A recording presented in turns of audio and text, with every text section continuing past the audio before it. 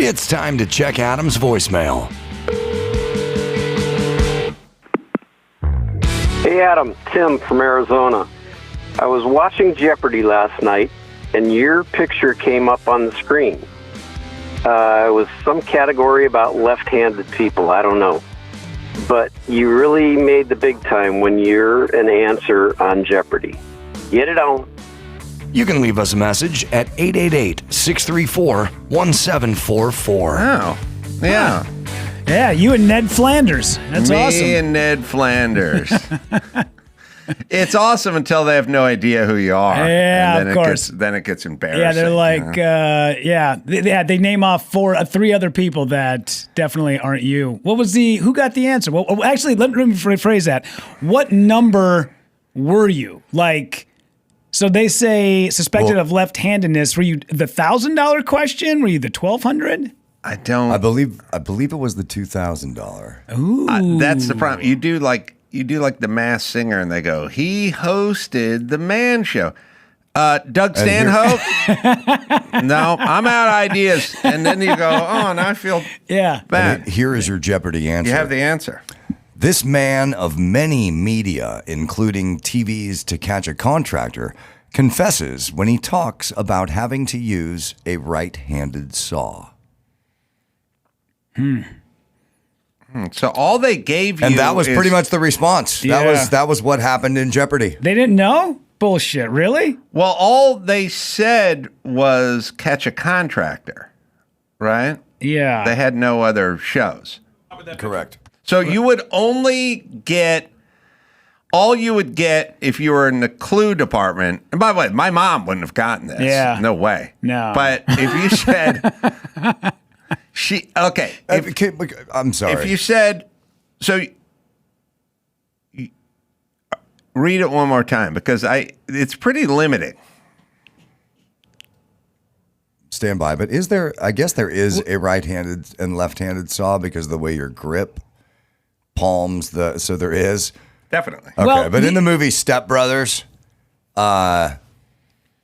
he says, there's a chip in my left drumstick. There's no such thing as a left drumstick. Yeah. Right. Well, not to shit on the conversation a little bit, but you were the $2,000 question, which means that they definitely make it a little bit harder. So they probably didn't take. $2,000. They didn't make. Yeah. Okay. So it's got to be a little harder. Yeah, it's tough because you would have to know the show Catch a Contractor, because if you didn't, then you wouldn't. And could also be Skip Bedell, who's in Catch a Contractor as well. So but if you said Man Show, Love Line, Catch a Contractor, then you could get the question. But it is very common knowledge that Skip is right-handed. Everybody knows he's right-handed. It's a tale as old as time. But they don't show. But they're not showing a picture of me, are they? They are. There's a well, picture then of you your face. should get it. Yeah. All right, go ahead. Do it. We'll see what happens. Sorry. This man of many media, including TVs to catch a contractor, confesses when he talks about having to use a right-handed saw. Who is Bob Vila? All right. So it's all. Who's Norm Abrams? Who's Skip Bedell? Skip Abrams? I've invented a hybrid of guys who work on houses on TV. Jesus. All right. So no one got the answer. Is that what we figured out? Correct. We need to find that clip somewhere. Damn. Come on. It's a 2000. Jeopardy's a tough one to find online. Merv Griffin would get really mad at us for playing that. Okay. Yeah. All right. Yeah. It's a tough one. Yeah. And they put the picture up there. Put the picture up there. I wonder who must be some young Indian kid or something. Yeah, obviously apparently he's a big fan. there's a Chinese guy on Jeopardy right now who is just killing. He's got I think he's on like 17, 18, 19 times. He's the new guy. Completely crushing it, but he didn't get this one. So they must go full screen with that picture too. Of course, they can't just superimpose it over the board. Well, it usually zooms out from the square, like 2000, and it goes zzz, and it zooms out and then it covers the screen. Well, right back down to earth. Yeah. They didn't get me. The Chinese guy did not get me, neither. Damn. All right. What do we got? All right, let's do some news. Congressman Eric Swalwell's run for governor of California has come to a screeching halt amid allegations of sexual assault. Swalwell made the announcement on X, writing, "I'm suspending my campaign for governor. To my family, staff, friends, and supporters, I am deeply sorry for mistakes and judgment I've made in the past. I will fight the serious, false allegations that have been made, but that's my fight, not a campaign's." Now, I know this is super unpopular, but I would take a rapist who was super competent at running California versus a non-rapist who's running California into the ground. Mm-hmm. And then people go, "Oh, Adam, that's such a horrible thought." And it's like, well, first off, most men who've been around and are in positions of power have something in their rearview mirror that might fall under the heading of this. A little strong arming of an assistant or at a cocktail party or a Christmas party or something like that. That's number one. But number two, like if you went, this guy's credibly accused of rape, you go, all right, how many people are we talking about here? We're talking about 3 people. Okay. Are they alive? Oh, yeah. They went out, they drank, she woke up in the bed, she didn't know how she got there, she had sex with him, but she was too drunk to consent. Okay. But if that guy was wildly competent and super impactful, think about crime, think about homeless deaths, think about all the death and destruction that happens on a fucking daily basis in this state. I mean, think about if that same guy was super competent with crime, then he would prevent a whole bunch of fucking deaths because of all the gangbangers and all the catch and release and all. I mean, all right, so that guy did that. So Abigail Spanberger in Virginia didn't rape anybody, but she won't hand over murderers to ICE, and she won't deport people. She runs a fucking sanctuary city, or California's a sanctuary state, right? So you got some fucking gangbanger, and you don't hand him over to ICE, and then you let him out, and then he stabs your daughter on a train. Well, what would you rather for your daughter? Getting drunk and getting raped by Swalwell, or getting the life taken out of her on a fucking train because these fucking incompetent governors run these cities this way? So fuck you. I'll take a guy. Now, Swalwell is not only doing whatever he's doing with his lady stuff that you guys make a big deal of. How about the fact that he's an incompetent dope who lies on TV every fucking day and would take the state further down the fucking road to ruin? He would do what Gavin Newsom is doing and finish the job, meaning finish the state. And no one has any problem with that. I got a problem with that. This part, he can fucking figure that out with his God and his wife and whoever. He's going to get sued, and then he's going to have to compensate these people. Meanwhile, 7 homeless people just fucking died in the street. This just in, you just recorded a new campaign ad for the relaunch of Eric Swalwell's 2026 That's right. campaign. Yeah, he's a rapist with an agenda. And that agenda, he's like a car in every garage, a chicken in every pot, and my dick in every intern. And a passed out chick in every bed. Yeah. They see Cesar Chavez'd him faster than Cesar Chavez. But they had to know everything about this guy forever. And all the people are coming out saying, we've known this for years and years and years. It makes me think of House of Cards, Kevin Spacey, where he would gather flawed politicians, prop them up, and then take them down at the right time that it's good for them. And this is what Nancy Pelosi had this guy. They needed to get rid of him. A tool. They need to get rid of him because they want to maintain power. And he represented the place where I grew up, so I especially despise the man. Yeah, to go back to what you were saying, once you realize that you can either get along with people and go halfway up the mountain, or you can hate everybody that you work with and get to the top, you'll go, you know what, I can deal with these people to get to the top of the mountain. That is what I want to get. I want to be the most productive and get the best outcome I can, even if I can't stand these people, I would still rather work with them. So now Kamala Harris is possibly tossing her dunce cap into the ring. Please. Because there's some sort of online campaign or something to get her to run. If former Vice President Kamala Harris were to launch a write-in campaign for California governor, what are the chances you would write in Harris for governor? All right, I'm going to show a clip of her because I don't, for first, people are sort of like, well, she was vice president, so this is she was a DEI hire. She's a fucking dope who Biden, because he's Biden's just a coward who just said, I'm going to have a black female vice president. And by the way, she's not even black. I mean, she doesn't even present as black. She presents as Indian much more than she presents as black, but fucking fine. So she's a dope who got sucked into the White House, who did nothing as the border czar, and now she's thinking about gracing us with an appearance in California and continue to fuck up the state with her dumb ass. Listen to me. I'm so tired of everyone with their fucking feelings. She's asked in this clip about the economy, and this is her answer. Now, look, you can say you make all the excuses you want. She wasn't prepared for this, or she didn't know what the question was.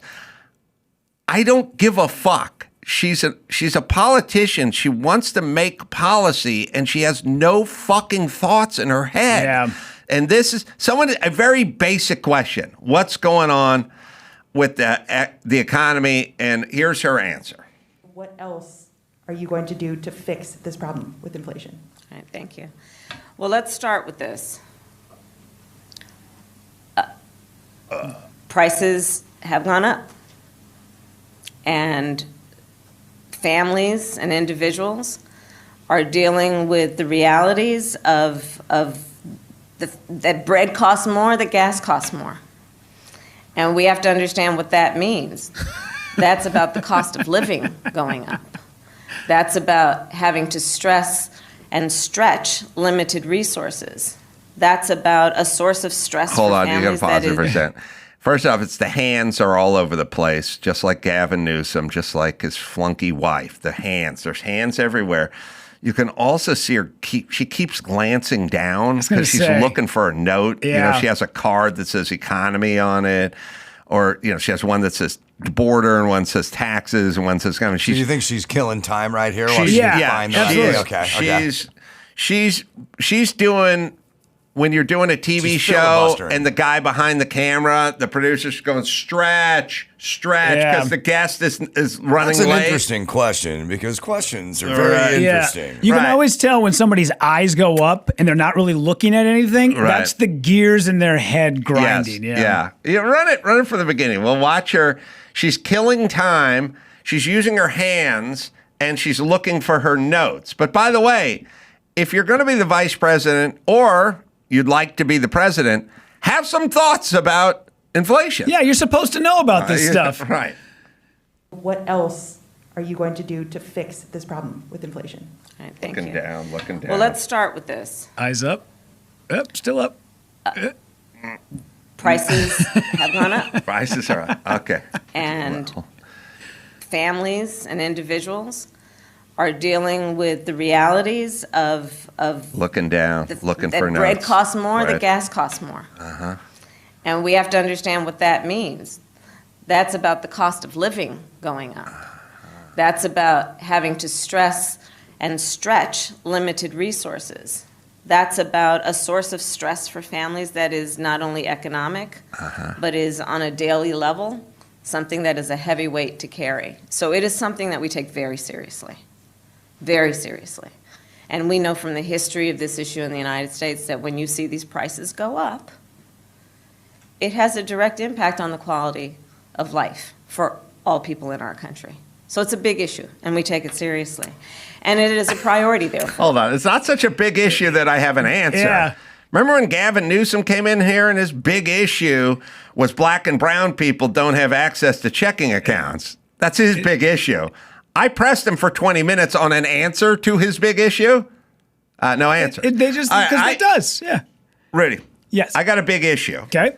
Ask me about my big issue, which is left turn red arrows. Adam, I know you're very concerned and you have a lot of thoughts about left turn arrows. What is your plan to go forward into the future and maybe to get these I just got back from fucking Utah. They do not ever turn red. They blink yellow. So they're either green or they blink yellow, meaning you never have to stop. You can go when it's green, and then when it blinks, you just stop and look for traffic. And if there's no traffic, you just go. You don't bottle up, you don't pile up, you don't queue up with it red. There's no reason it should ever be red. It should only be green and then either off or blinking yellow. And I would argue if fucking Salt Lake City can figure that out, we can bring it to goddamn Los Angeles. Okay. There's your fucking answer. Not arrows.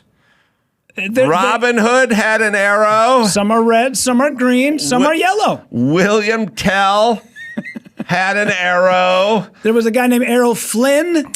Dodge made a compact car in the late 70s and early 80s called a Plymouth Arrow. Yes. There was an animated series in the early 70s called Me and My Arrow. Some people spell it A-R-R-O-W. I tend to like A-E-R-O, but it's listen, so I we're take it community. very seriously. That's a priority for them. Not so much a priority that you'll venture an answer. Did you notice at the beginning, she was very impressed with when she said stress and stretch. Yeah, well, She liked that alliteration, and I really think that if she does launch a write-in candidacy for governor, which there could be nothing better, that will fuck everything up on the other side. Yeah. But I'm sorry. I put a tweet out when She'll I saw have this. stress and stretch in a commercial. It's going to happen. No, because she was looking for stretch, but she said stress. Okay. And then the alliteration. Right. Watch it again. Watch. Okay. She's looking to say the word stress, but she says stretch. The human mind does that. Watch. We'll play it. Anyway, What else? I wrote a tweet. I said, look, you guys all hate Trump. Fine. What about this dope? This is what you're fighting for, this dope.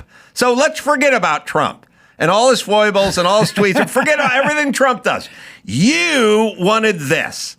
And so fuck right off because I can't listen to you. She's looking to say stress. Okay. Watch.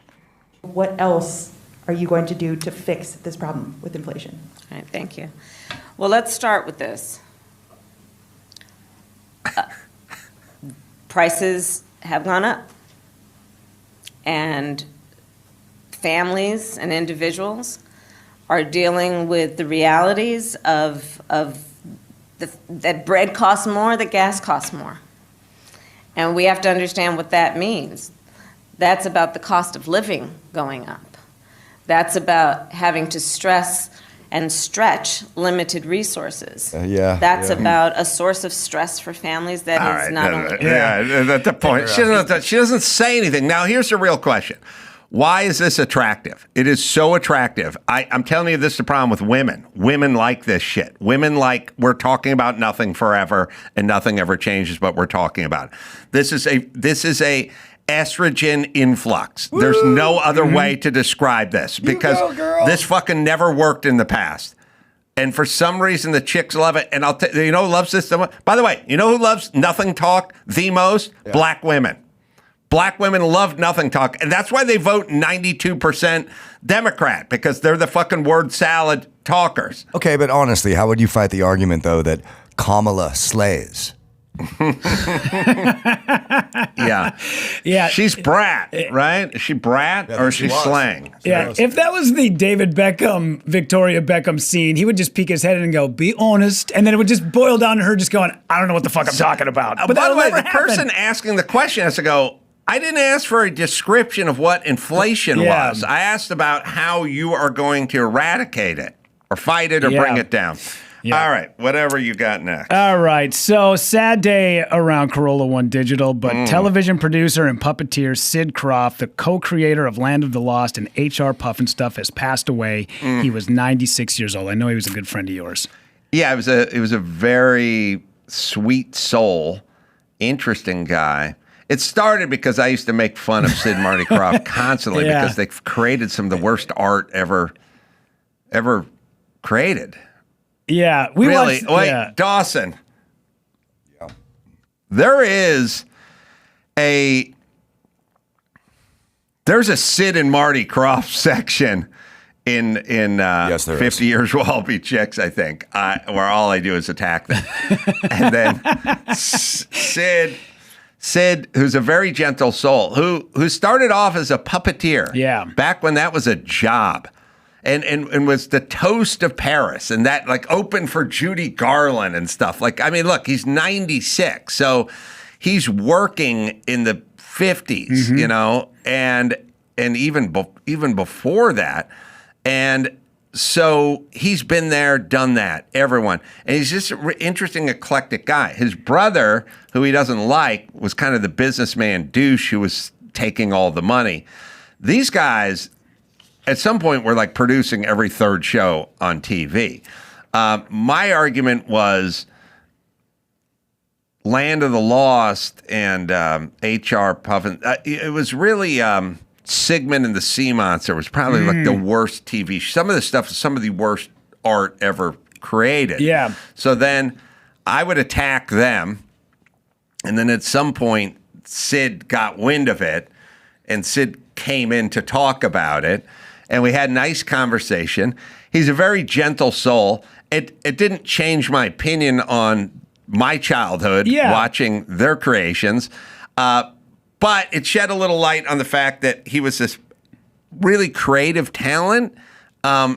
He was a creator. Like, he created all those puppets and all that world. Like, he was more of an artist than he was a comedian or comedic writer. Sure. Like, I didn't think he was like a skilled writer, but he was a great artist, a creative type. Yeah, it's weird how the scales of justice will go both ways, because you have guys who are very nice and very gentle who make garbage, and you can still look at them as being nice people. And then you have people that are absolute assholes who put out amazing music, movies, comedy, and you can still be able to separate the two. Yes. So this is a stat I wanted you to know. I don't know if you knew this or not. H.R. Pufnstuf was the first live-action, life-size puppet program. It defined Saturday morning television for a generation. It debuted September 6, 1969. It ran for 17 episodes, with NBC scheduling it for reruns until 1971 due to its success, which is a weird way to put that. Reruns then ran on ABC off and on from 1971 to 1974. They syndicated this thing from 74 to 78, which means for 9 years, they reran 17 episodes, and that's all they made of an HR Pufnstuf. Well, basically, TV back then was like somebody giving you a magazine in prison. It was like whatever magazine they had. They had Woman's Journal, and you'd read it 9 times and beat off to it twice. Like, you had no choice. I know you want Sports Illustrated. We don't got that. Sure. We got Good Housekeeping, and you just fucking you couldn't go anywhere. You were trapped. Yep. You have Those were nice words, but here's your F eulogy. Uh-oh. I was on the CBS lot last year, and we were walking to the stage where I was shooting my sitcom. Somebody said, "There's Sid and Marty Kroft's office." Then, with a certain amount of pride, one guy said, "Marty's there. Would you like me to introduce you to him?" I said, "No." He said, "Why not? The guy's a legend." I said, "A legendary hack." The guy stopped walking. He was shocked. He said, "Do you know how many shows Sid and Marty Krofft got on the air?" I said, "I know. I watched them all when I was a kid. Far Out Space Nuts, Land of the Lost, Sigmund and the Sea Monsters. Artistically vacant, derivative, hackneyed garbage. Basically a big bowl of styrofoam packing peanuts that came in a brightly colored box with a shitty prize in it."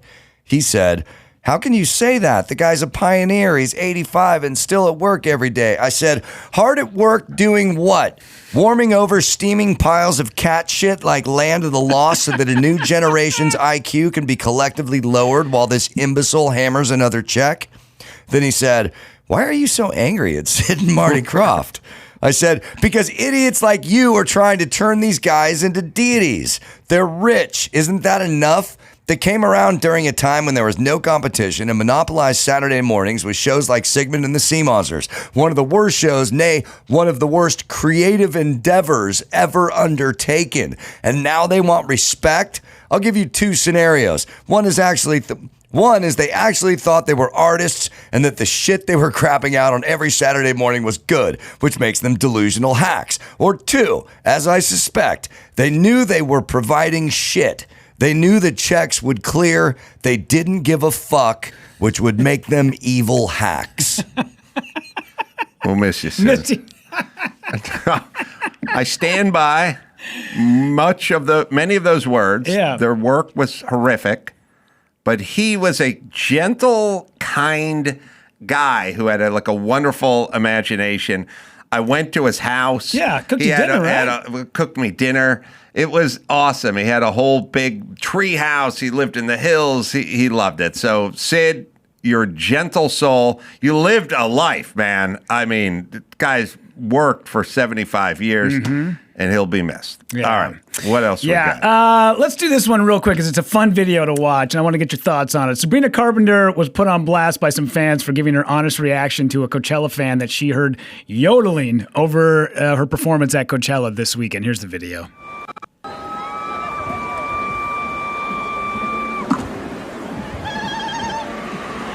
I think I heard someone yodel.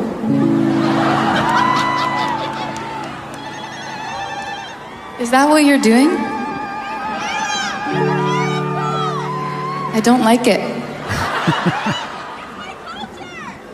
It's my culture. That's your culture, is yodeling?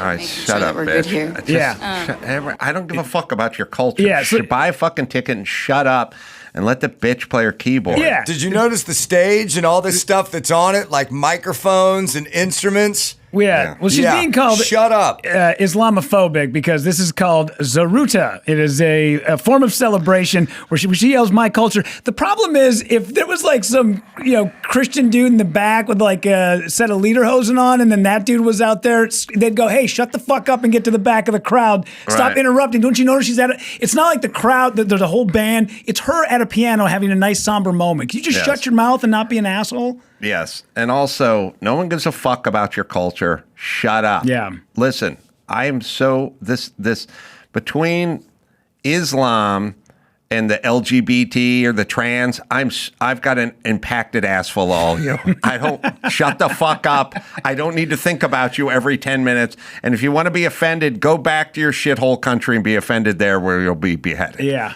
Thank you very much. Carolla out. All right. This weekend, Desert Ridge Improv. Rudy's going to be there. Yeah. Friday, Saturday, and Sunday. Early show Friday is sold out. We probably should have checked, but we don't. That's the way we roll. But there's tickets to all the other ones. I should talk to someone about checking that online thing, shouldn't I? Yeah. Hey, I'm going to put this one on you for not having that conversation with people, Adam. I'm going to remind me to bring that up. You can go to adamcarolla.com for all the live shows.